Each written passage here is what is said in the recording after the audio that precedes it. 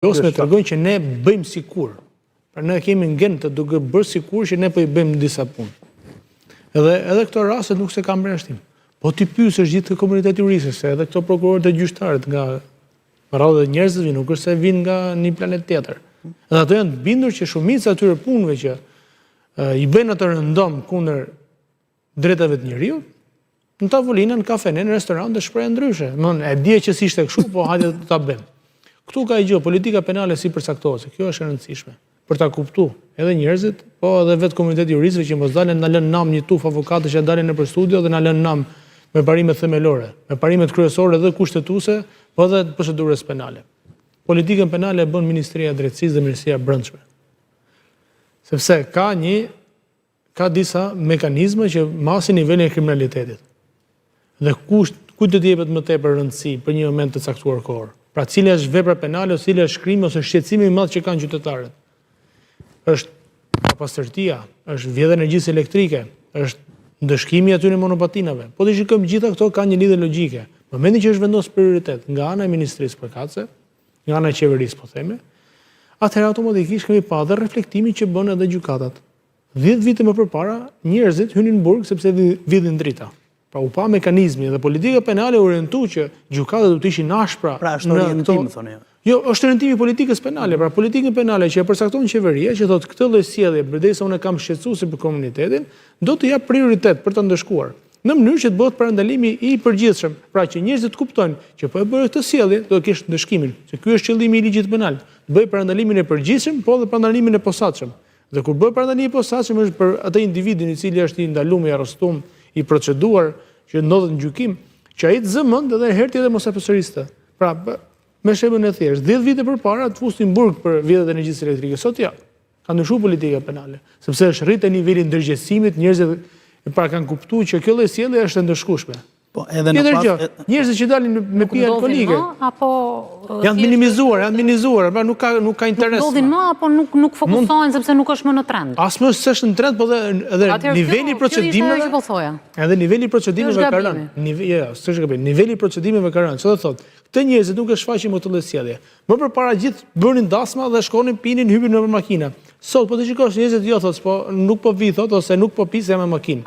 Pra është rrit niveli i ndërgjegjësimit sepse e din, kjo lloj sjellje është ndëshkueshme sot edhe shkon në burg.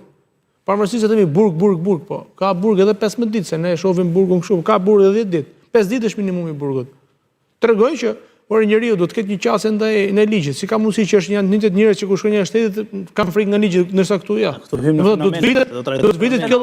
Duhet vitet kjo lloj frike, pra drejt frike që njerëzit këtu nuk pyesin as për ligj, as për shtet, as për prokuror, as për gjyqtar. Ç'është, po, përfundohet lutem. Dhe për ta përfunduar logjikën që ta shohim cilësishmërisht sot sistemin.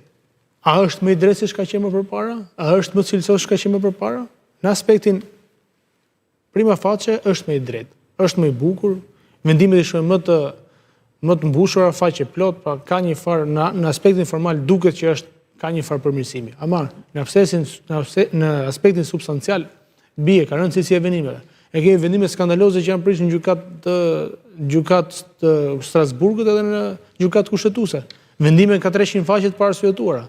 Çfarë do thotë? Që ti kur të ndërtosh një vendim, jo vetëm numri i faqeve tregon se sa cilësor ka qenë puna jote, po ti nëse ke arrit kuptosh thelbin e problemet në 4 faqe, 5 faqe.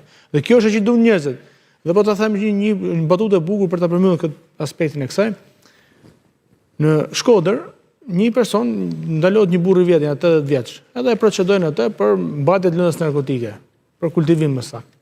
Edhe kur shikon vendimin e gjykatës, shikon që kishin marrë një praktikë nga Gjykata Evropiane e Drejtave të Njerëzit, që gjendet rëndom në vendime gjyqësore dhe kërkesat e avokatëve, që është çështja e Giuliani kundër Italisë. Edhe përdoret lidhur me standardin e provës. Dhe shkon ky i tërket gjyqtarit, "Fala, ka mundësi minutë, thotë gjyqtar, po ti ke marrë thotë gjykimin." Jo, për zotin, po ku kam qenë thotë, kam qenë vetëm thotë. Nuk i ndi kush janë këto thotë bashkëpunëtorët e mi. Kështu që këto gjëra janë që krijojnë një farë hilariteti edhe tek njerëzit.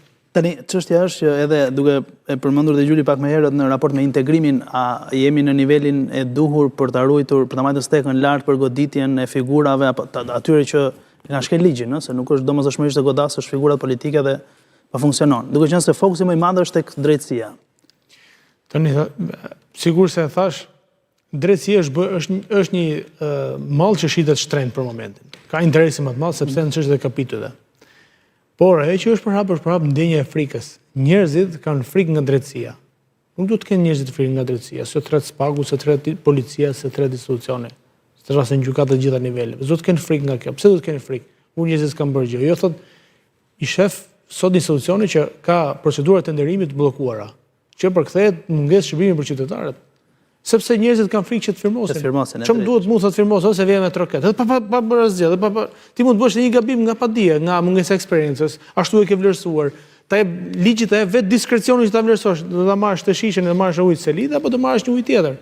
Jo thon, pse e caktove ta marrësh selida? Po ne marrim gjithmonë selida. Po ka nga ato pse se morë edhe ujin tjetër sot. Kur e merr tjetër pse se morë selida. Pra kjo është ajo që njerëzit nuk do të kenë frikë nga